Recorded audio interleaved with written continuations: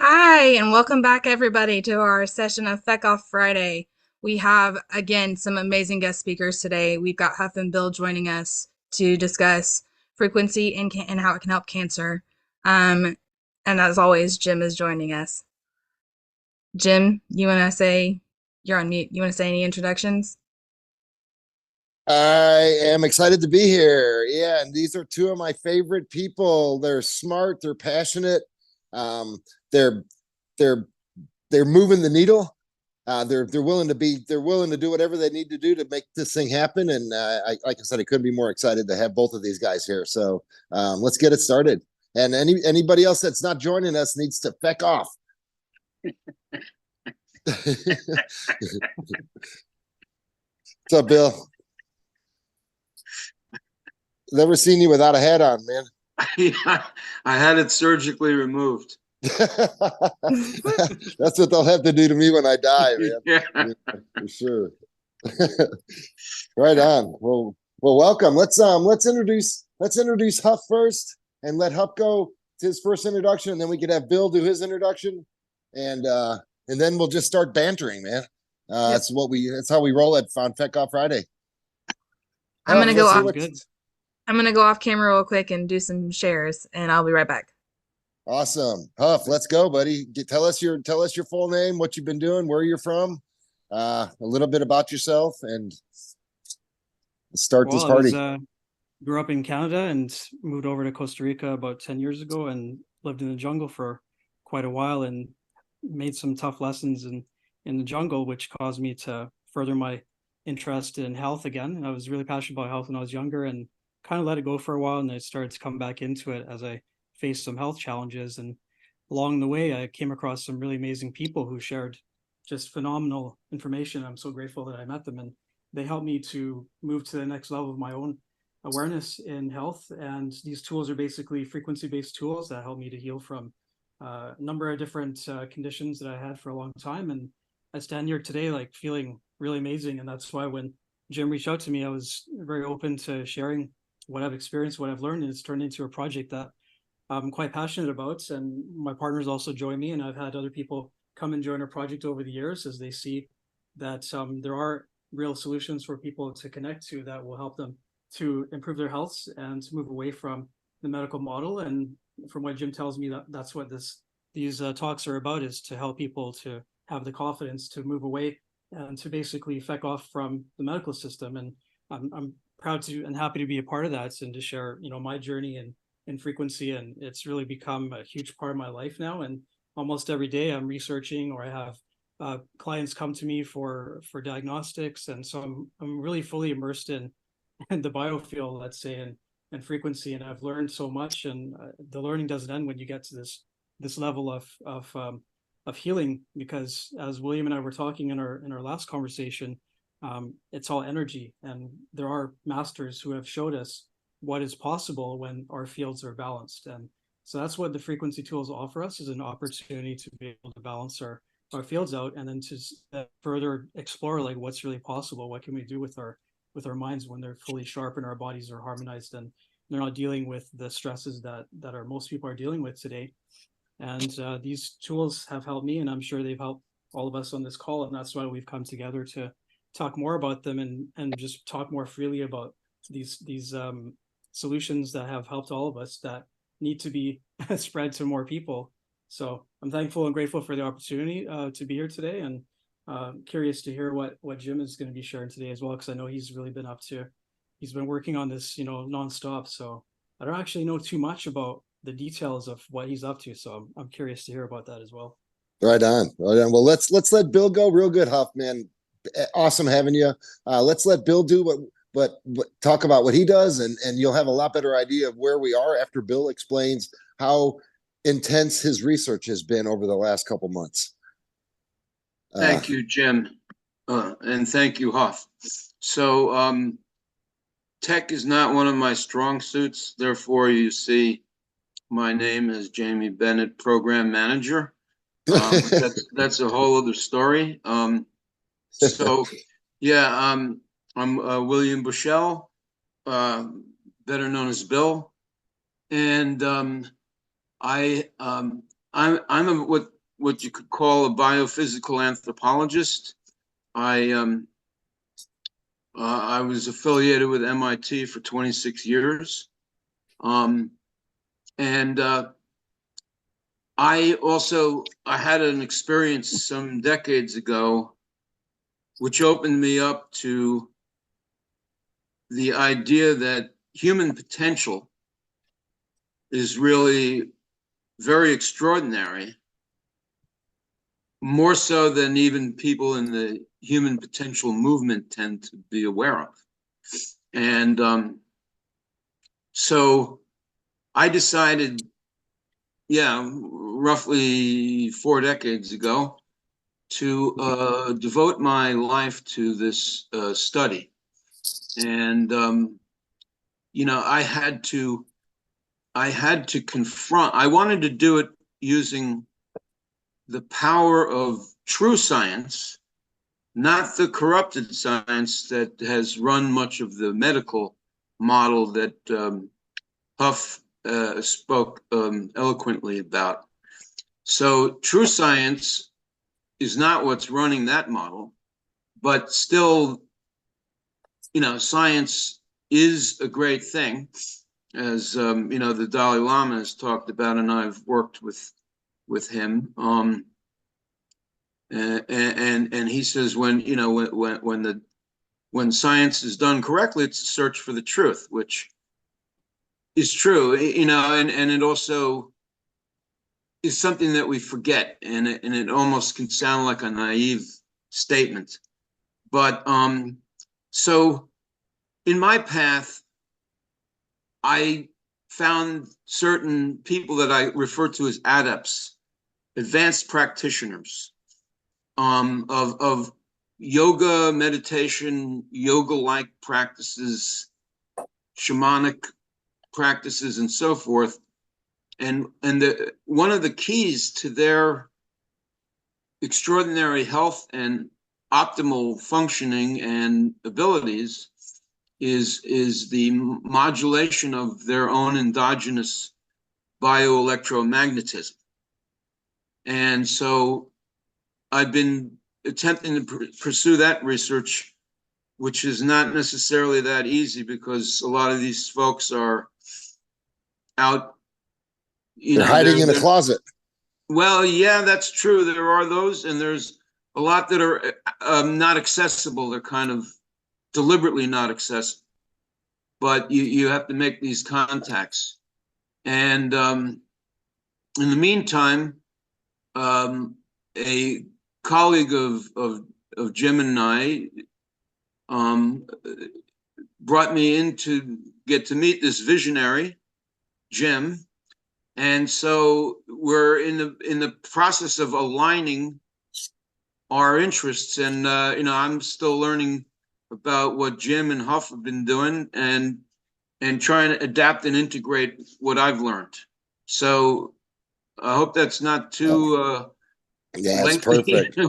That's perfect, Bill. Perfect. It's right on. Well, let's get the bantering going. My whole thing from the very beginning was to see I'm not a one-dimensional guy. I want to combine, like the entourage effect of having multiple cannabinoids working with your endocannabinoid system. I believe multiple effectors can really move the needle on disease, and we're working with treat the root cause. And I'd like to talk to Huff about a couple things. Huff, for one thing, you're from Eastern Europe, man. Why is all the bioresonance and the frequencies happening over in Eastern Europe? That's a great question. That's something I've been wondering about for many years, because whenever I do my research, I find many of these scientists are either from Poland or from Slovakia or from Russia or Germany. I really think it has to do with the wars that were here, because as I learn about how I asked the question, like, how are all these frequencies measured for these particular parts of the body and pathologies? And most of it came as a result of the wars, of all the cadavers that they had, and they used them to basically measure the frequencies of organs and to build this database of frequencies that we use today in our various practices using electroacupuncture and the Bowl method and Vega testing and NLSs. They all come from this. So I think one reason is because there was opportunity in this area to be able to study humans, and it's kind of not really, it can be looked at upon as a little bit of dark, but I think it was Hey, taking they some didn't die in positivity out vain. of. Yeah. Yeah, Yeah. exactly. So there was some scientific research that came out of these wars, and I think that's part of the reason why there was such a hotbed of research in this area. I think wherever you have innovation, usually stems from military operations or military research. And so it probably did come out of their research labs in this area because they're heavily entrenched in war for a long time, especially Poland. So Poland didn't exist on the map for over 100 years. So there's quite a bit of interesting history in this area as to many people who were persecuted as a result of the discoveries that they made.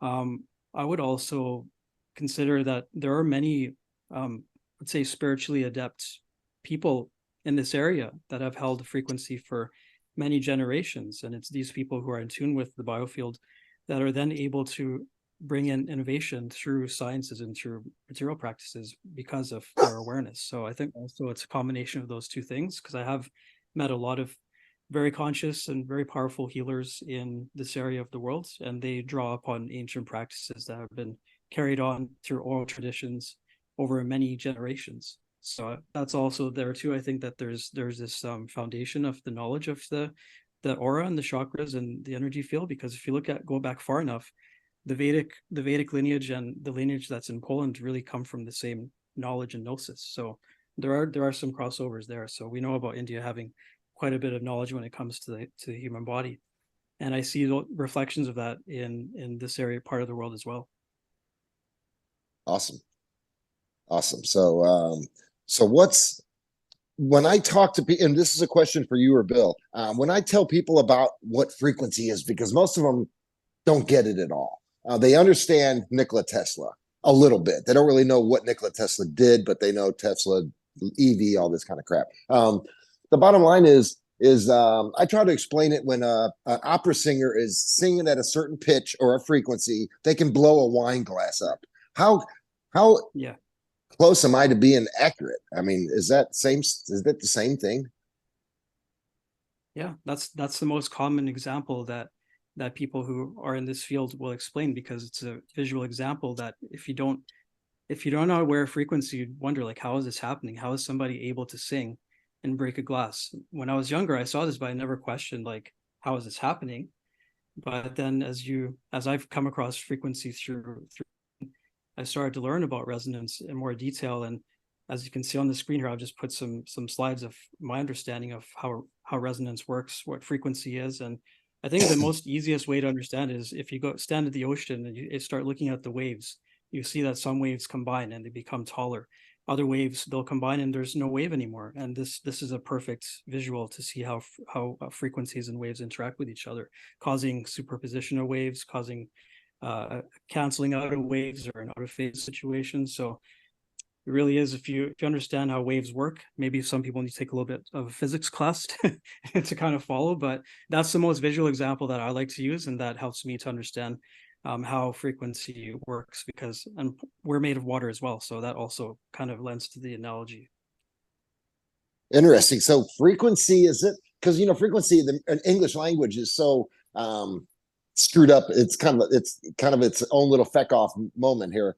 And Yeah. And is frequency possibly, like what you're saying, the waves, is it the frequency of the waves coming in possibly? Is that anything to do with that? Is this just a play on words? Is that like I said, I'm a little high, so bear with Well, me here. it's like measuring the rate of oscillation. So if we have a particle, an element, or let's say an electron that's oscillating, and this rate of oscillation is the frequency. So that's another way that I like to look at it, is oscillations, which is, it's just a rotation, and you're counting how many times this object is rotating in a second or a minute or a given period of time. And so this is easier to understand using this rate of oscillation. Yeah, because there's like, when you're oh, that's cool. It's like a timing light. Have you ever? I mean, I'm sure. I don't think timing lights are a thing anymore. But it would hit the fan, and the fan would have a mark on it, right? And it would be able to track how many times it would spin in a certain amount of time, a couple seconds or whatever, and it would give them an idea of what was going on with the car. I'm just kind of thinking now at it, it's like, wow, that's freaking genius.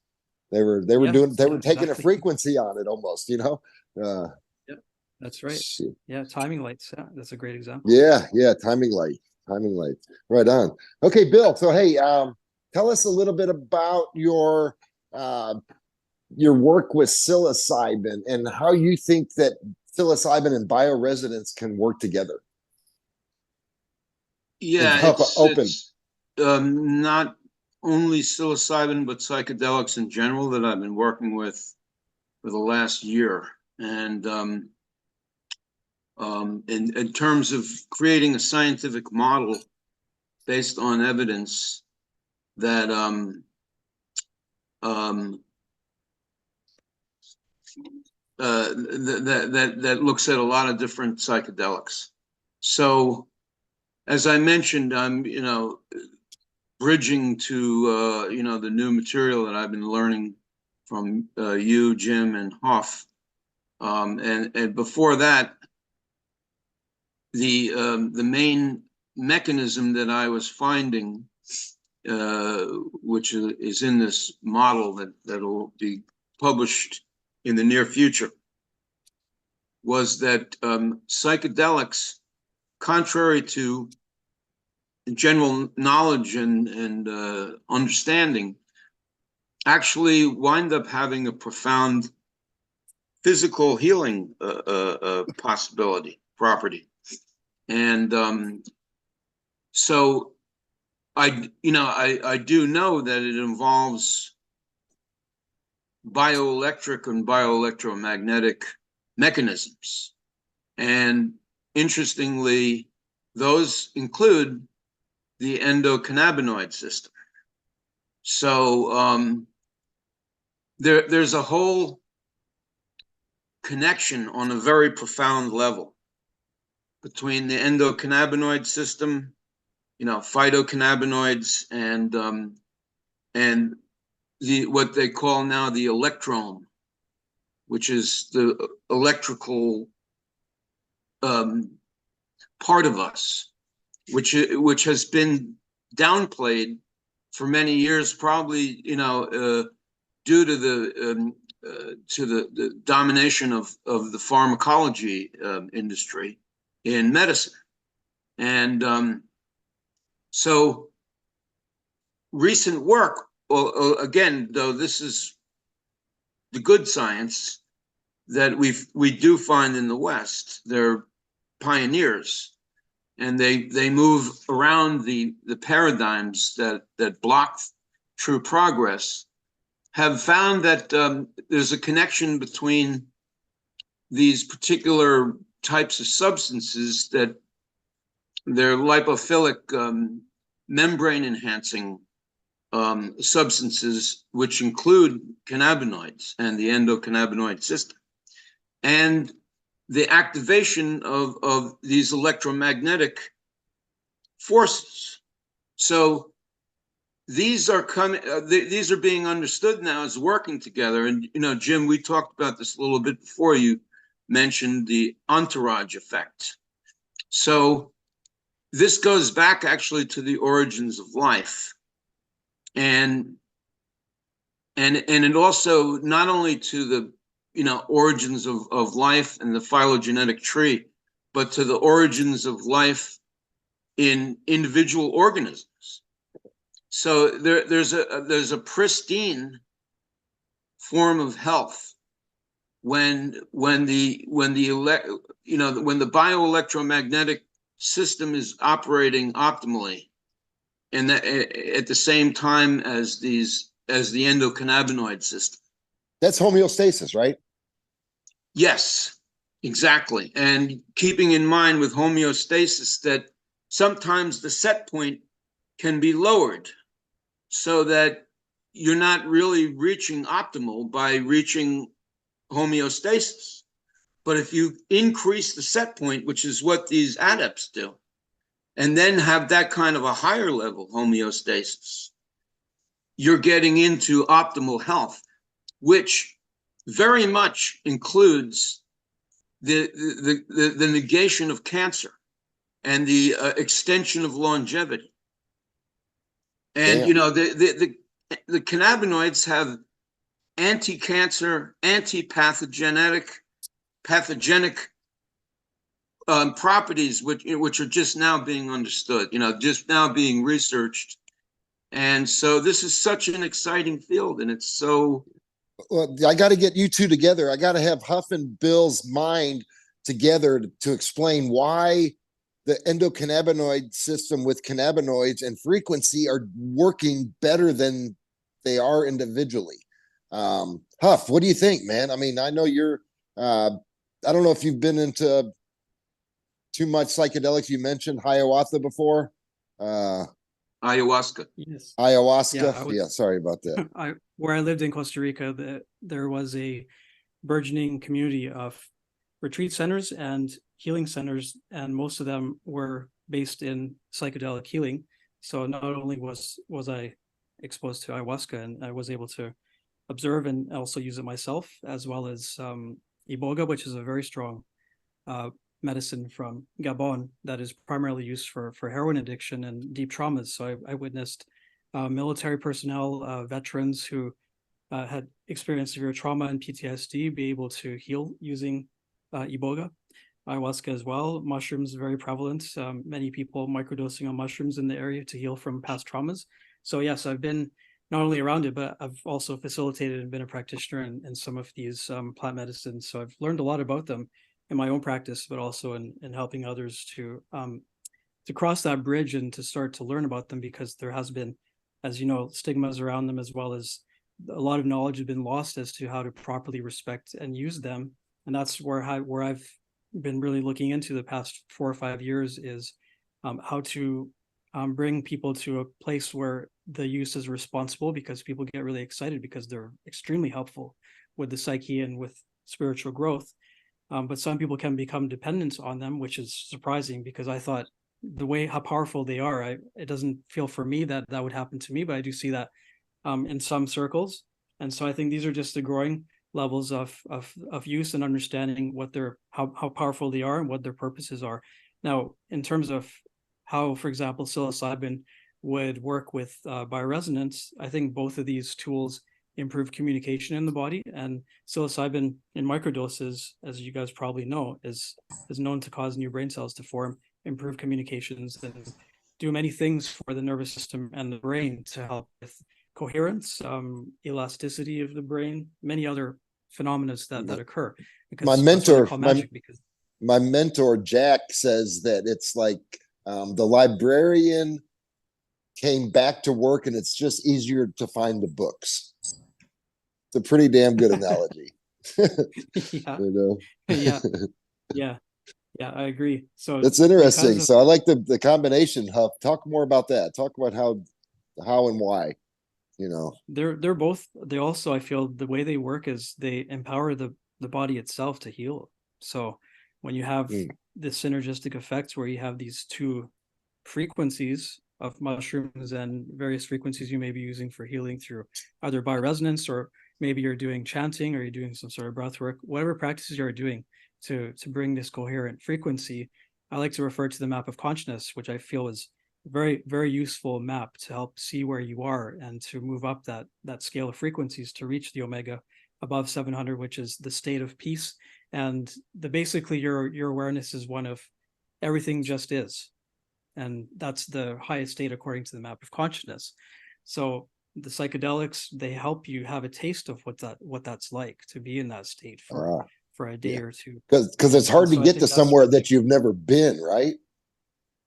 Yeah, and you may not push to those past those boundaries if it wasn't for this symbiosis with either the fungi kingdom, or whether it's with a tree through a DMT, a plant that produces DMT, for example, or whatever those modalities are. There's a symbiosis with another kingdom, and it's able to offer you this gnosis, this knowledge of that you are actually a very powerful being and you're beyond this body. And that's what psychedelics offered me. I was an atheist when I was young. I didn't think anything happened when you die, that's it.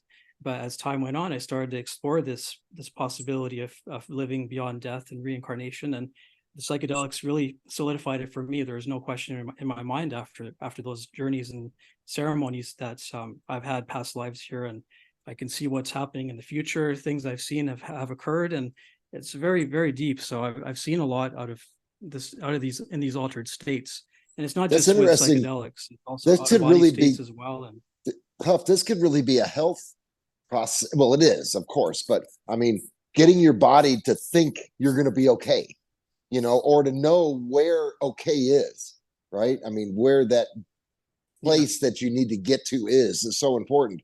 And a lot of people that get sick, they're sick all the time. They don't eat healthy. They don't exercise. They don't do healthy things. So of course they're not very healthy, and then they get sick a lot, right? They get COVID all the time. They get diabetes. They get cancer.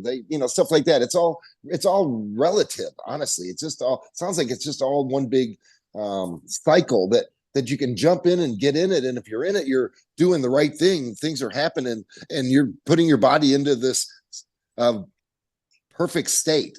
So yeah, that's really interesting, man. yeah, I like love the what I learned a combination. long time ago is that your thoughts are very powerful, and this was presented to me in a very tangible way. I started to have dreams where I became lucid in the dream. I realized I was dreaming, and when that occurred, I started to be Neo in the Matrix. I could manipulate the environments. I started thinking of a building; it would appear in front of me. I could climb up it, jump off it, and start flying. And so this lucid dream state started to show me that my mind's very powerful. So I started to realize that what I think of is most likely going to happen. So it caused me to be more aware of my thoughts, knowing that these experiences are showing me that in the physical world, it takes longer, but it does still occur, that my thoughts do become my reality. And so being careful in what my thoughts are. And so that was my first foray into consciousness, and how consciousness is the all pervading force that has always existed, always will exist. And that's all there is. Everything else is basically an extension or some sort of manifestation of this consciousness to experience itself. So that's the extent I've gone. And again, psychedelics helped me to put spirituality in its place for me, and to help me be a really positive individual and be able to be of service to others. So all these tools are to me, they're all frequency based, because they've helped me tune my frequency to be in a frequency where I can connect with different people at different parts of consciousness or different topics, and be able to learn a lot, and also share what I've learned in my last 10 years of being, let's say, a conscious researcher, and not just the sciences, but my passion really is consciousness and metaphysics, but not even using those terms, just actually experiencing the field of oneself and being interactions with others who are also in that state of awareness where they know that they're beyond the body, and they may have had some experiences like I've had of lucid dreams or out of body states where things become clear, and you realize that there's really nothing to fear except yourself. There's just nothing to fear here, because you're eternal. Even if it's whether it's true or not, if I believe that, it's really been really helpful in my life to feel that I am eternal and that I go on after this life. It makes everything that you're experiencing temporary Yeah. when you look at it that way. So whatever battle it is that you're facing is a temporary battle, and that's what you have to tell yourself. Whenever I sit down with, we help quite a few cancer patients. So whenever we sit down with them, there are times when I actually have to have them like repeat after me. I am stronger than this cancer. I can battle this. Um, and put that in their headspace, because they're so used to being scared that that's what their thoughts are. I'm scared. I can't do this.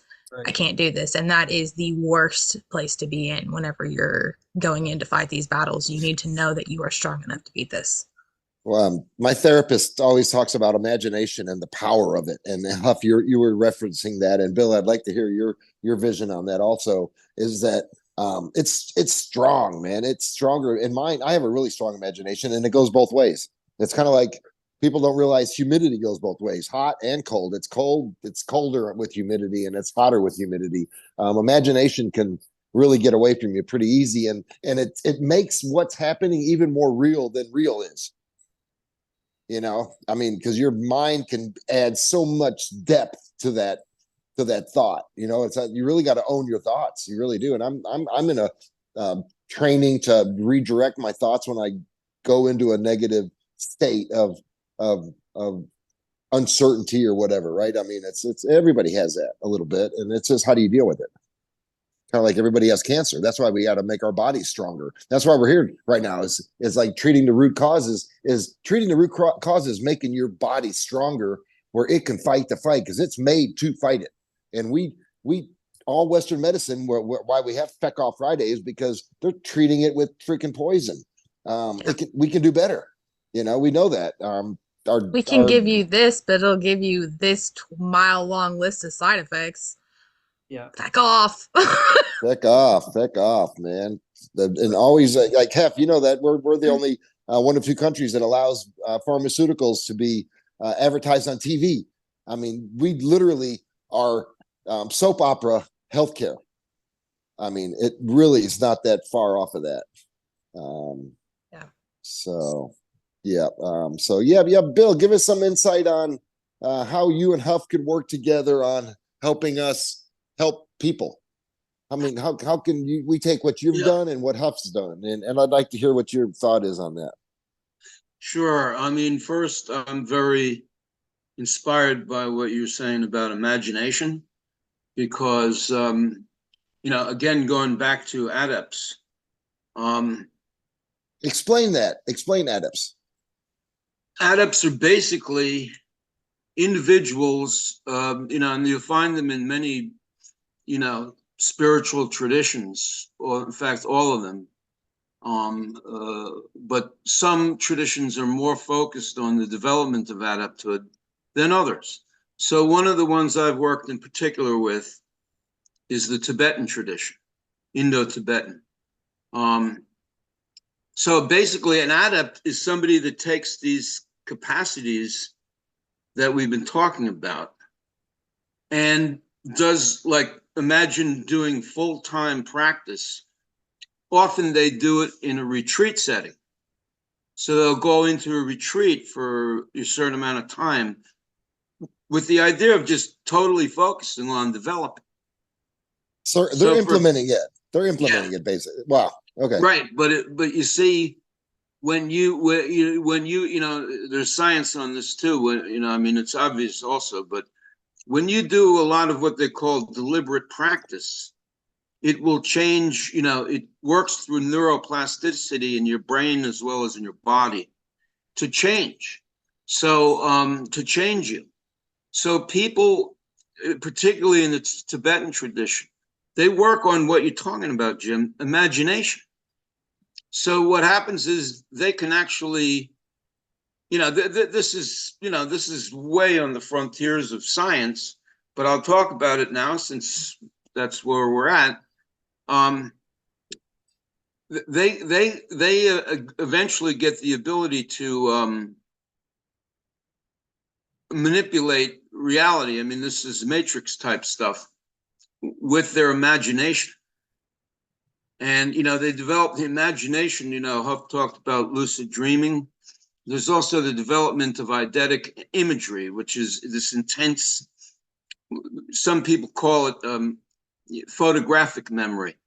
The memory becomes so intense and detailed that they can make a template of the reality in front of them. And they can also bring the scale down or bring it up so that they get very, very detailed. But then they can also bring a spatiality to it. And now you're getting into, what's talked about as the simulation and the holographic universe, which is a leading paradigm in physics now.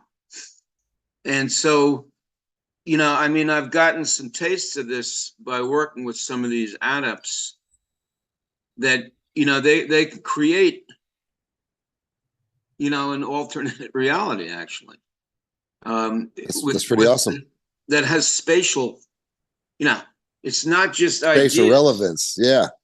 Well, it's actually like they're creating a hologram. It's kind of like what we're doing with our knowledge of what people are sharing with us through their patient reported outcomes and the research. I mean, we're kind of implementing it too. We're taking all that knowledge and trying to I'm not saying we're adepts, but No, kinda, no.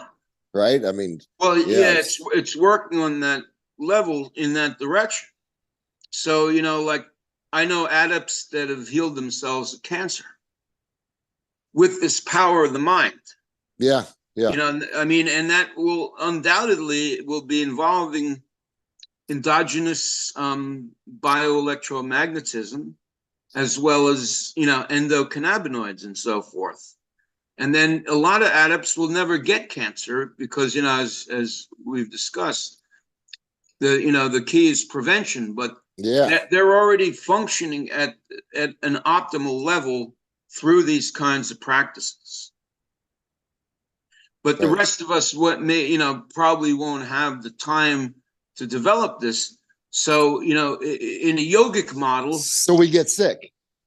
we get sick when we need these exogenous things like cannabis and so forth, to help us. I mean, Huff was talking before about the psychedelics. We have, psychedelics inside of ourselves, particularly DMT, Mm-hmm. which is Yeah. manufactured in the pineal gland. That's pretty cool. And when you do certain forms of yoga, like especially Kundalini yoga, this energy goes up. We're working with an adept right now, right up into that area and turns on the pineal gland and produces DMT. How do you track that? How can you track it? How do you track DMT?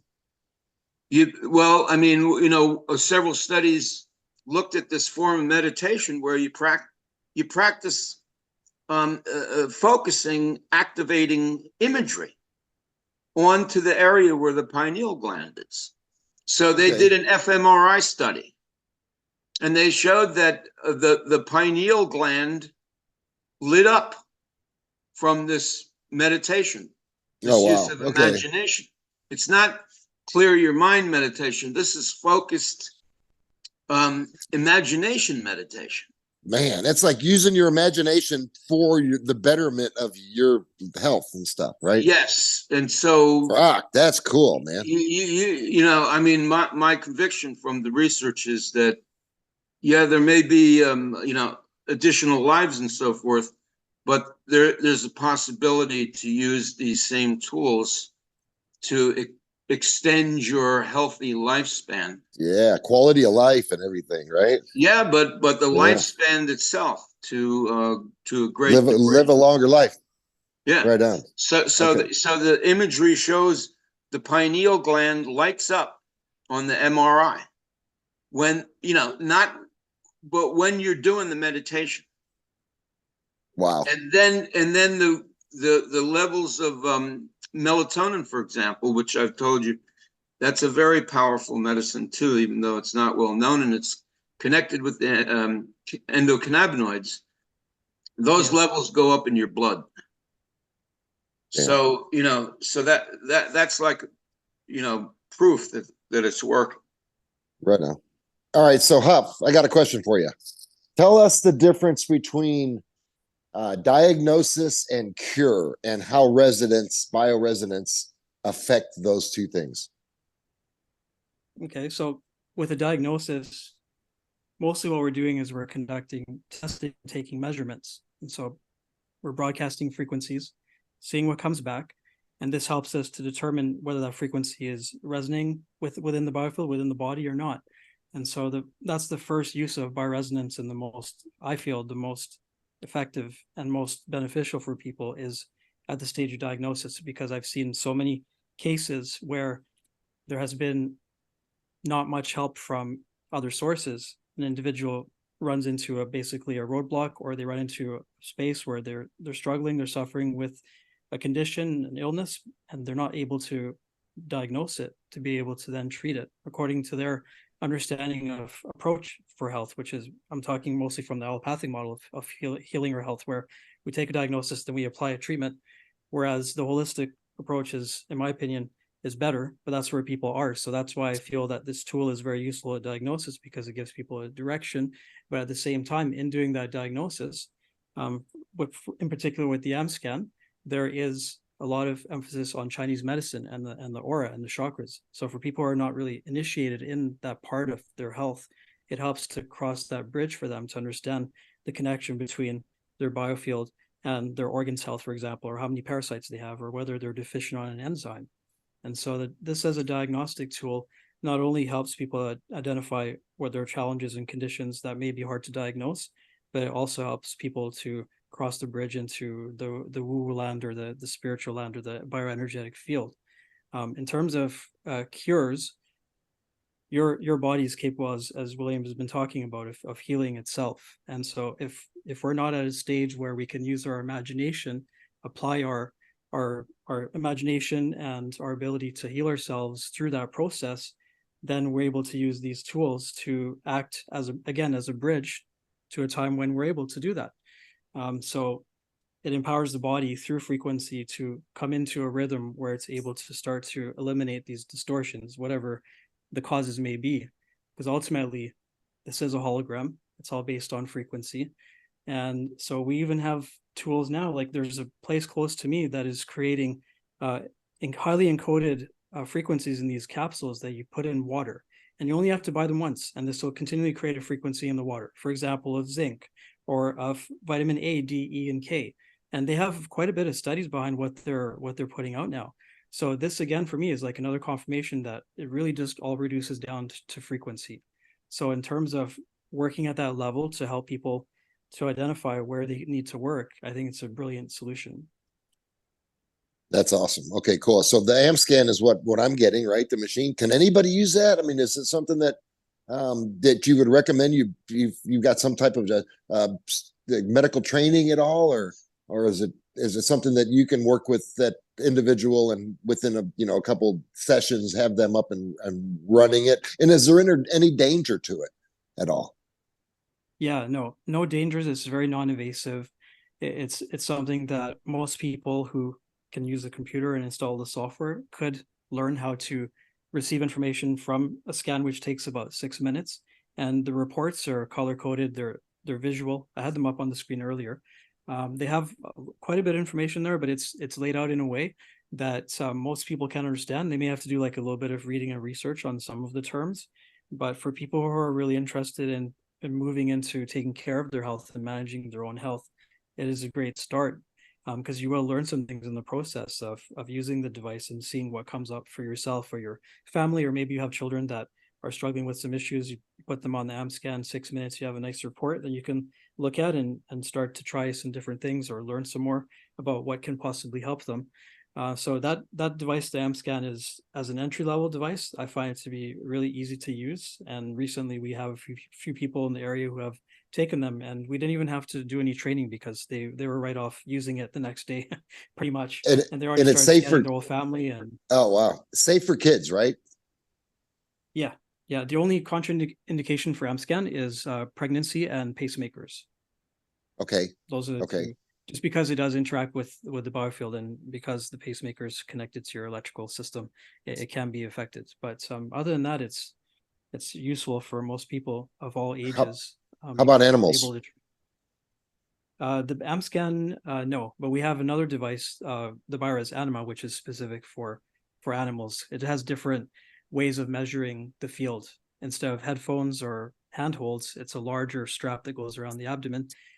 And then the software is different too, because the database has different pathologies for the particular animal. It's a horse or a dog or a cat. There's is that diagnosis?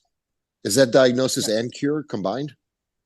That one has the metatherapy as well. So you can apply the bioresonance therapy, which will help bring homeostasis back to that part of the body that's imbalanced. Let's say it's the liver. You can give some metatherapy to the liver over a course of a couple of weeks, in addition to supporting the liver in other ways, whether you have a herbal practice or you're, depending on what you're doing, if you're deworming. So you put these things together, and the metatherapy helps to kind of solidify it all and synergize your cleansing practices. But yeah, the diagnosis is the most important part, especially for animals right now, because of what we're seeing happening with dogs with various illnesses that are coming out of the woodwork, it seems. But they're all treatable, because if we know what they are, then, I mean, my own dog that I had in Costa Rica, I found a tick on her. I came back, I was away for a couple of weeks, and I came back and she wasn't really walking around. And so I was like, I knew something was up with her. So I started checking her and I found a tick. So I took her to the vet. This was many years ago. I didn't know what I know now, but it was Ehrlichia canis. And I started to learn that this is a very prevalent disease among dogs. It ends up becoming lymphoma most of the time. And it is similar to Lyme disease. So they're both being caused by bacteria that come in through ticks. And that was my initiation mostly into bioresonance, was through my pet, my dog, because she had this condition or this infection. So yeah, the ticks and the flies and these types of things, those are an area where I learned a lot because I was in the tropics for a long time, and because those environments are more demanding and can be damaging to humans because of dengue and malaria and other really pretty dangerous illnesses. I was there offering services to people who had come into contact with those bites and ticks. So I really learned a lot about how dangerous they can be. But no matter how dangerous they are, I've seen that bioresonance in combination with other tools and therapies can wipe out any of these supposed dangerous infections. Hey, so how about we're in different parts of the world. Bill might have some input on this also. We're in Uganda, Venezuela, Colombia. We do some work in India, but we do breast self-exams. So we train a lot of women. That's what our charity Early Recognition is Critical does. We go out to these villages and we teach women how to be more patient autonomy, basically understand what breast cancer is and how to detect it early, basically through the self breast exam. And it's amazing that it travels like it does. But is this something that can, like, if we set up our team in Uganda with this device, could it scan them in 6 minutes and let you know if they have breast cancer? Literally? Yeah, it would give indicators of probability of risk of cancers. Like most of the time I'll see like lipomas in the mammary gland, and these are benign tumors. So that's an opportunity for that individual to make changes or apply certain therapies such as castor oil, which is really amazing for most of these types of conditions. The castor oil helps to draw out these tissues that are no longer really serving the body. So yeah, I do think that it's really beneficial. The mammograms, I told my mom many years ago that they were dangerous based on what I had read at that time. I think it was in Natural News many years ago. I read an article and did some research into it and encouraged her not to. So my mom has been going for a long time for this types of diagnosis. And I don't know if I told you this, Jim, but my mom was born in Kenya. So when I came across your links and your information, it was like coming close to home. So I'd definitely be interested in helping in that endeavor there, because I've never been to Africa. And meanwhile, my parents were born there and they left when they're quite young because of the independence movement and at the end of the 60s. They went to England, and my mom's gone back to visit a few times, but I haven't been, so it would be a reason to go. Yeah. No, we're super into it, and we educated over 14,000 women last year and growing. So good stuff. And I'd like to talk to you more about that. That's amazing. Yeah. So castor oil, real quick. I want you both to talk about that a little bit, just how it works. And because I do castor oil patches for my liver. I like to drink, and I drink. And so I try to complement that with some maintenance, right? I mean, and prevention, you don't need to do it the night before you drink, but in general, what does it do for your body? Like for somebody that does enjoy alcohol, I'm not a daily drinker, but 3 days a week, possibly 4 days a week, have some wine. How does castor oil help that? Would you like to go ahead, William? I'm not really familiar with castor oil, frankly. Okay, cool. I've used it quite a bit, so I can share my foray into castor oil, because when you start reading about it, it's there's a big warning that you should never ingest it, that it's dangerous, it has ricin and this type of thing. But I usually forego those types of warnings because it came from a really good source, and I started reading other books about the amazing healing properties of castor bean and castor oil. And it has been traditionally used for many different ailments. It's one of those kind of like black seed oil that is really is a healer of many different conditions. So I personally have used it for skin issues, works really well with these ovarian cysts. My mom has been using it for ovarian cysts with it. She puts a castor oil pack on her abdomen overnight and heats it up. And the way it helps is because castor oil is a drawing agent. So it draws things out, and it also breaks down hard tissues. And so that's mainly how I understand that it works. And I've seen that it does do that. I've also used it for internal cleansing of worms in the liver. So what you were mentioning earlier about liver maintenance, I did take castor oil, one tablespoon and 1 tablespoon of pine gum spirits, or what's known as the original turpentine, not the synthetic turpentine you buy at the store for paints, for thinning your paint. This is the gum of the pine tree, which is extremely potent and ridding worms, especially from the body. So when you take these two together, you have the castor oil, which is a drawing agent, helps to pull the worms out, and you have turpentine, which basically wipes them out.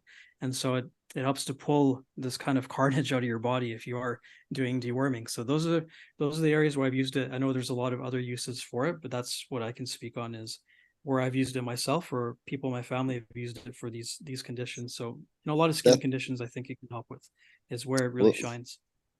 Let's But also, spend the next. one more thing about the castor oil.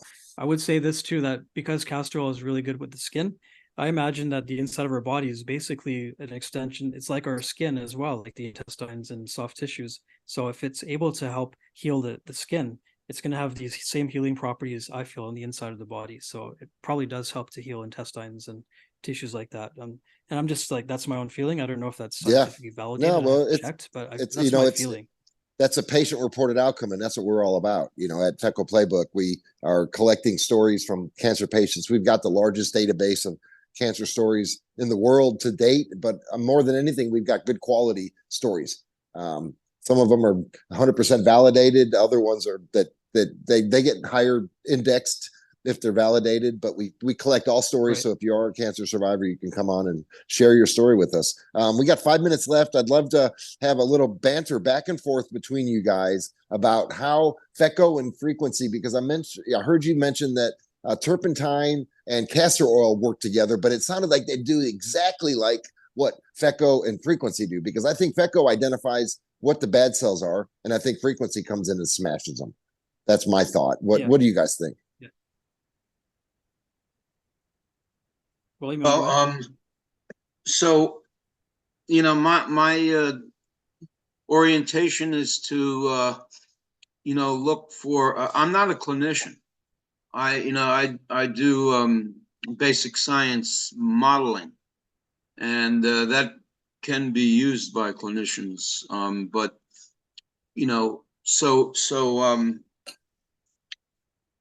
this recent work that I've been talking about, which focuses on this connection between endocannabinoid system and the electrome, which is where you find the frequency. That there's a, and this goes back into the foundations of life. I mean, not endocannabinoids per se, but these lipophilic membrane enhancing substances, which is so key for mitochondria and membranes. I don't want to get too technical, but this is fundamental to the health of plants and animals. And what this work is focused on is this connection where the efficacy of the, let's just call it cannabinoids, is connected to the biofield. And the biofield's efficacy is connected to stimulating the endocannabinoids. So this is something that's just really, coming to the forefront now. And I'm talking about, as we've discussed, Jim, these are good scientists. They're not the kind of, they're not in the pocket of the pharmaceutical industry or the medical industry or the insurance industry, we work with Marzoff on all that. There are people that have exceptions, that are exceptions. And they use the tools of science, which is simply, going down the path of truth, through analysis and reason and empirical data. So right now we're poised to go further, and how can we take these resources that are connected and develop them further? Because what they're doing, and I'll wrap up because I want to give Huff a chance. They seem to be in line with this origins of life orientation, restoring a pristine type of health. Because when you talk about the origins of life, there's no pathology there yet. It's health. It's in a pristine state. How could there not be? Which is so strange. Well, exactly. Your intuitions are always right on the mark. How come we how can we write a paper on this entourage effect of echo and frequency? Good. I would love to do that. Yeah. I'd love to work with Huff and the team on Huff, that. Huff, are you in? Oh, definitely. Yeah. Okay. Why don't cannabis? Like I'm getting at you're getting at something that's I haven't said yet. That's I think is important about cannabis connection to bioresonance, and that's cannabis. At least for me, and I can't speak for everybody, but it has a very relaxing effect, and the deepest states of healing occur when you're relaxed. And I've seen that many times with people. Yeah. So if it causes you to be in a relaxed state, and now you're able to apply bioresonant frequencies, bioresonance therapy to the biofield, it's going to be accepted easier. And some of the precautions as a practitioner of bioresonance is to ensure that the test person is calm. And so calming them down, taking them into a certain frequency so that the results are the most accurate. So just drawing on that analogy that the body in a relaxed state is more communicates easier. It's easier to access the body's information, and more likely imagination is going to be more powerful as well. So when you bring frequencies into the mix, whether that's an electric tool or, like I said earlier, it could be a gong, it could be a drum, it could be singing bowls. What are these tools that we bring in?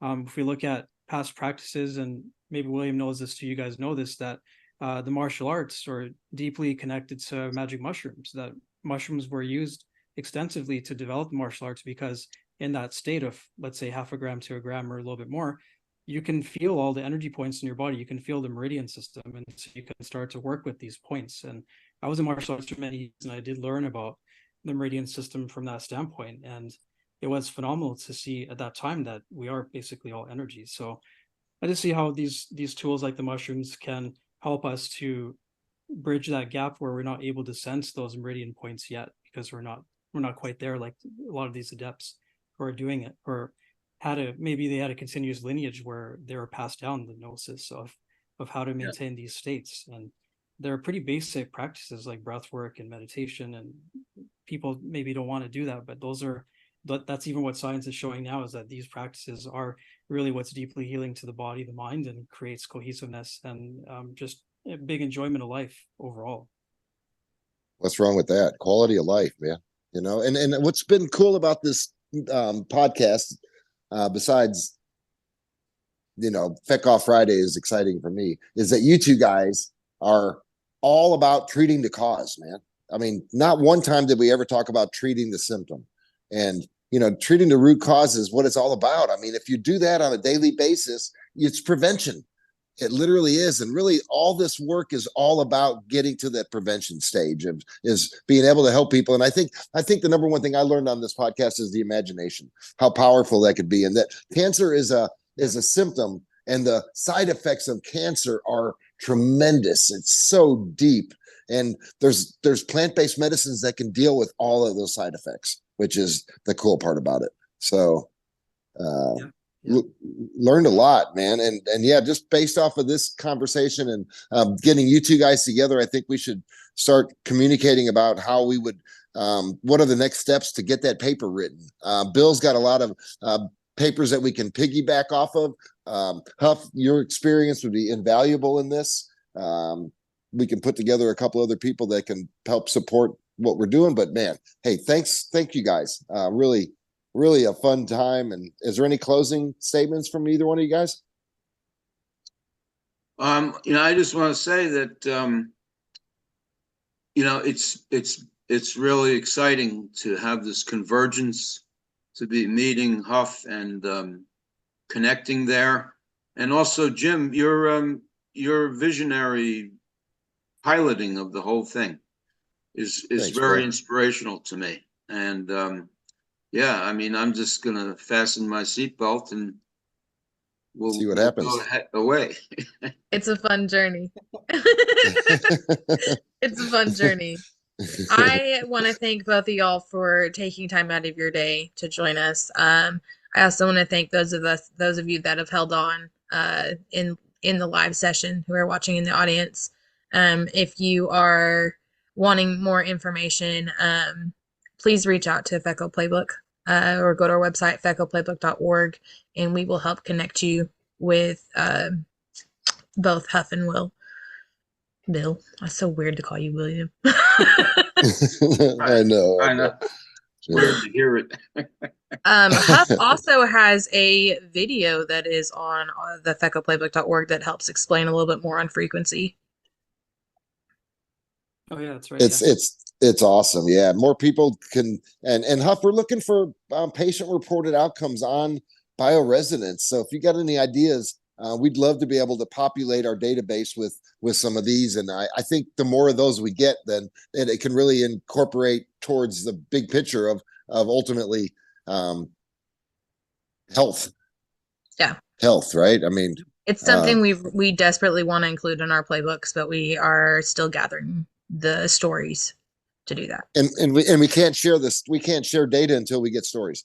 That's where we get all our stuff. So right. Yeah.